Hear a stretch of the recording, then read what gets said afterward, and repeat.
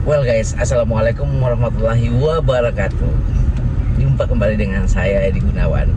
Di kesempatan yang sangat luar biasa ini, izinkanlah saya akan bercerita satu hal yang membuat kamu akan kembali ke jalan yang benar dalam meniti dan mencari penghidupan. Saya punya pengalaman yang sangat menarik jika saja kalian semua punya dan mendapatkan uang kaget yang menurut kalian itu lebih banyak daripada biasanya, sehingga kalian akan merasa bingung juga mau menggunakan untuk apa uang ini, sehingga akan berjalan dengan mulus dan normal dan tidak membuat rasa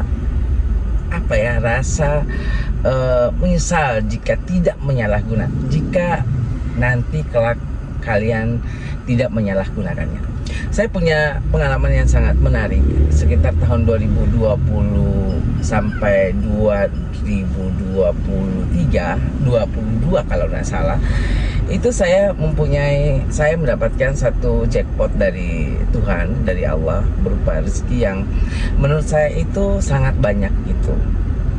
Akhirnya dengan ketidakmampuan saya memanajemen keuangan, pada tahun 2024-2005 saya mengalami satu masa yang merasa saya tidak pintar dalam mengelola keuangan.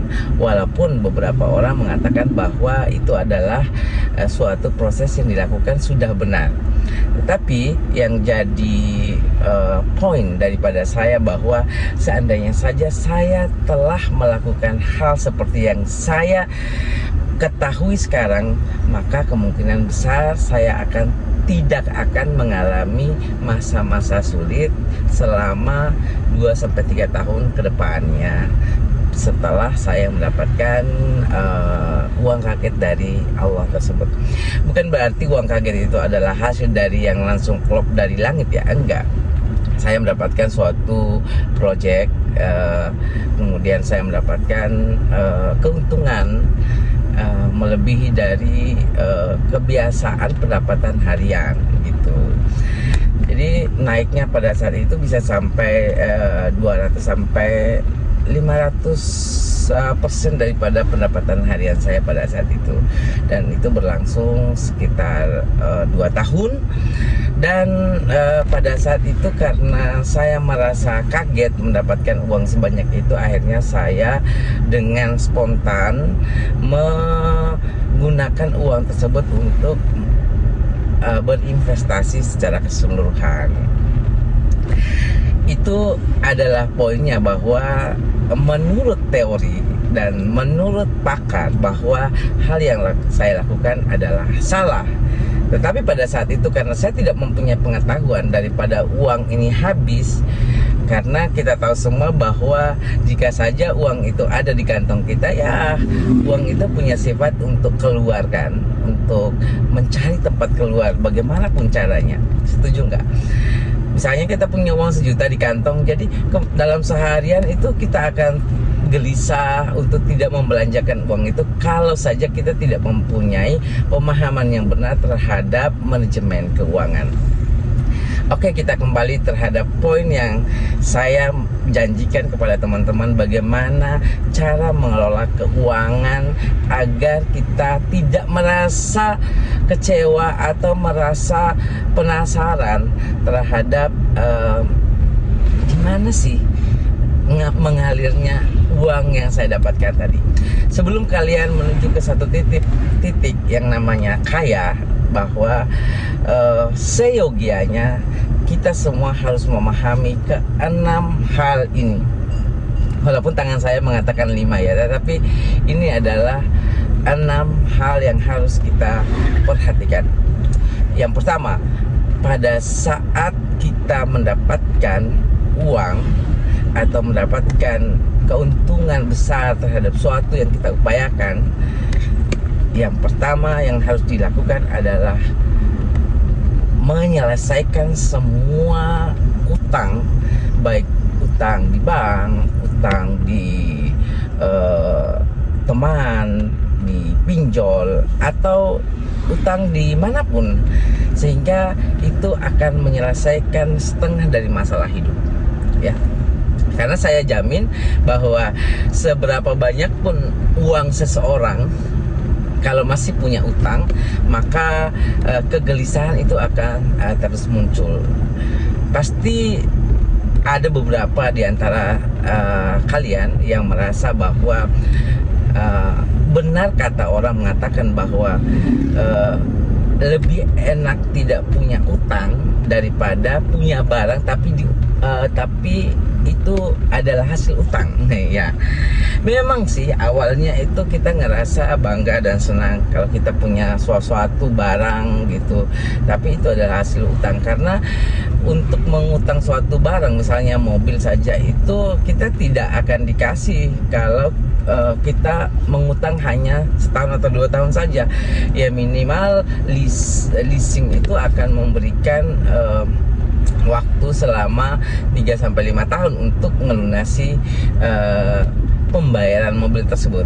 Jadi untuk kita pahami bersama bahwa keadaan atau rezeki itu kan memang tidak selalu stagnan, tidak selalu berhenti di situ. Ada kadang kalanya naik dan ada kadang kalanya turun pula.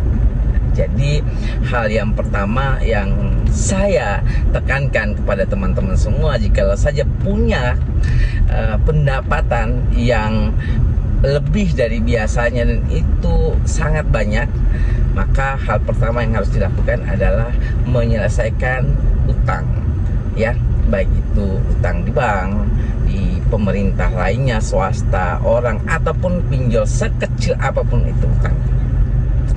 Yang kedua, tundalah penggunaan uang tersebut selama 6 bulan ke depan, ya. Jangan sampai kita terburu-buru membelanjakan atau menggunakan uang tersebut dalam waktu 6 bulan, karena kita memang tidak akan paham, ya, progres alam itu menguji dan mengasah semua yang ada di dalam badan kita itu dalam sehari atau 2 hari ke depan.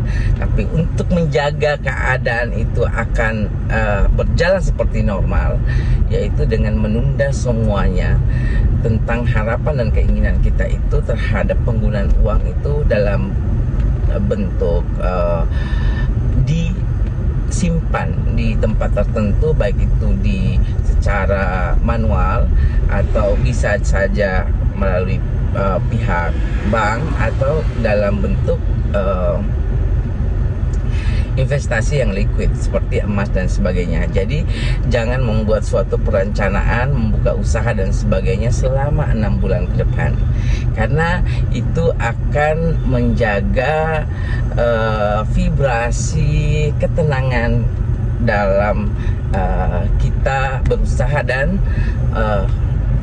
bertumbuh kembang ke depannya.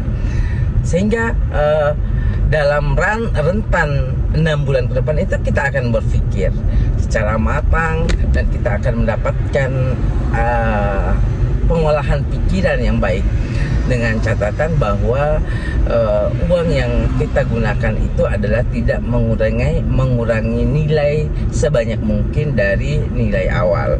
Kalaupun nyusutnya itu sekitar 1% atau 0,5%, itu tidak masalah kalau kita menyimpannya di tempat-tempat tertentu, ya, jangan sampai dihabiskan. Yang ketiga poinnya adalah bahwa jangan pernah menceritakan hal ini kepada siapapun, baik itu orang yang terdekat maupun orang jauh, ataupun kita ngerasa bahwa kita punya teman untuk curhat. Itu tidak dianjurkan sama sekali, dikarenakan kita tidak akan mungkin bisa mempercayai seseorang dengan 100%, pun itu dengan orang tua kita atau pasangan kita. Jadi anggaplah suatu keadaan itu berjalan seperti biasanya, seperti kita belum mendapatkan uang tersebut. Jadi biar juga energi yang dipancarkan untuk jiwa dan tubuh kita itu adalah akan selalu stabil. Ini merupakan poin yang menurut saya, ya, yang yang membuat kita itu beda dengan orang-orang sukses sebelum-sebelumnya atau lainnya, bahwa mereka tidak banyak menceritakan hal-hal yang membuat dia hoki itu kepada orang lain, sehingga energi yang terbentuk dari hokinya tersebut itu masih utuh. Beda dengan kebanyakan orang, termasuk saya, mungkin jika saja ada kesenangan-kesenangan kecil ya kita berbagi kepada orang lain. Tapi itulah bedanya dengan orang-orang yang sudah terlanjur kaya, bahwa mereka itu tidak mudah menceritakan hal-hal besar, termasuk masalah keuangan itu ke orang lain. Yang keempat, ini adalah progres daripada ya saat kita mempunyai uang, adalah membuat list apa saja yang akan kita lakukan dengan uang tersebut, baik itu berupa investasi, kemudian berupa usaha yang baru, ataupun kegiatan-kegiatan amal lainnya. Karena dengan ketiga hal ini, maka rencana kita 6 bulan ke depan itu akan jauh lebih matang dibandingkan dengan perencanaan yang terburu-buru dalam waktu 1 bulan atau 2 bulan. Kenapa kita harus memasukkan item ini di yang keempat itu, di salah satunya adalah badan amal atau didonasikan atau disedekahkan, itu karena itu akan membuat energi spiritual kita itu akan lebih stabil gitu. Kita akan merasa lebih lega, kita akan merasa lebih terbuka pikirannya terhadap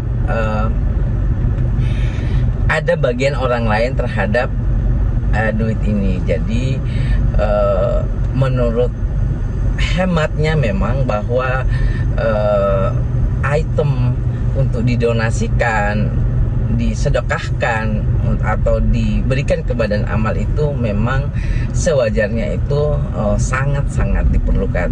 Tapi dengan catatan bahwa nilai yang diberikan atau bagian yang akan didonasikan seperti yang disampaikan di item keempat ini adalah benar-benar dilakukan setelah 6 bulan kita mendapatkan keuangan tersebut.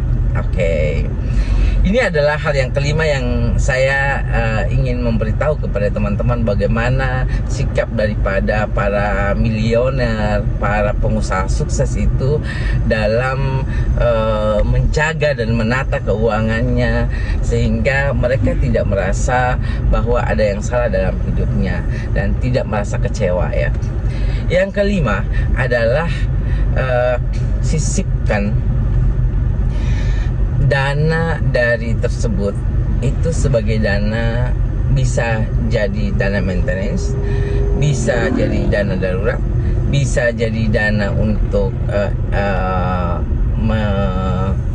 men-trade diri sendiri, keluarga dan sebagainya dari total hasil dari akumulasi pendapatan awal tersebut.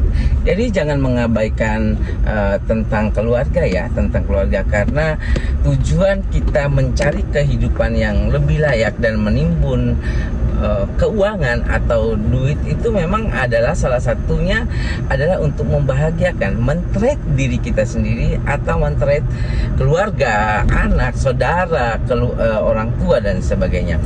Jadi bagian-bagian itu harus benar-benar kita matangkan untuk membuat satu poster sendiri, sehingga akan memudahkan bagi kita memanajemen keuangan yang telah kita rencanakan. Dan ini yang terakhir yang perlu sekali jika kita mendapatkan keuangan gitu ya. Jangan lupa memastikan bahwa sumber dana dan keuangan yang kita dapatkan tersebut itu benar-benar itu adalah sesuai dengan ajaran dari keimanan kita atau agama kita masing-masing ya. Jadi jangan sampai dana yang didapatkan itu akan menjadi bumerang dari hati terhadap hati kita juga. Karena dengan rasa gelisah itu akan memudahkan mempengaruhi proses bertahannya uang ini secara cepat atau lambat. Dan ini sebenarnya opsional banget sih sebenarnya kalau dengan jiwa seseorang yang sudah menjadi pengusaha yang hebat atau para pebisnis yang ulet dan para orang yang sukses itu, yang kalau bagian ini memang sudah tidak perlu disampaikan lagi karena memang mereka sudah terbiasa dengan hal-hal yang membuat mereka itu tumbuh dan berkembang. Tetapi yang kita bicarakan di sini adalah bagi kita semua yang jikalau saja pada akhirnya kita akan mendapatkan hoki atau jackpot dari pekerjaan kita dan itu melebihi daripada jumlah dari biasanya ya. Jadi saya pastikan bahwa keenam hal ini adalah hal yang terbaik yang diberikan advice oleh para orang-orang sukses, para miliuner kita, para orang-orang pebisnis handal, bagaimana kelak kita suatu saat mendapatkan uang itu dan uang itu akan berjalan secara normal di beberapa tahun ke depan. Tapi ingatlah bahwa memang benar bahwa roda itu kadang-kadang berputar ya, ada kadang kalanya di atas, di bawah. Jadi kita harus mempersiapkan sematang mungkin hal-hal itu terjadi. Karena kalau kita kembali kepada keyakinan ketuhanan ya, tidak mungkin selalu bahwa kita itu tidak mendapatkan masalah dalam hidup. Tetapi sejatinya jika saja itu masalah keuangan, masalah finansial, masalah pekerjaan, minimal kita itu mempunyai gambaran terhadap apa yang akan kita lakukan di tahap-tahap mendatang. Oke, baiklah, karena kita sudah lama sekali bercuap-cuap, tapi mungkin saja teman atau sahabat atau orang yang mendengarkan ini merasa oh ya, kita mendapatkan ilmu baru. Jadi kalaupun tidak mendapatkan pengetahuan dari pembicaraan ini ya, anggap saja ini adalah suatu hal yang jadi opini dari saya. Saya Edi Gunawan, terima kasih. Assalamualaikum warahmatullahi wabarakatuh.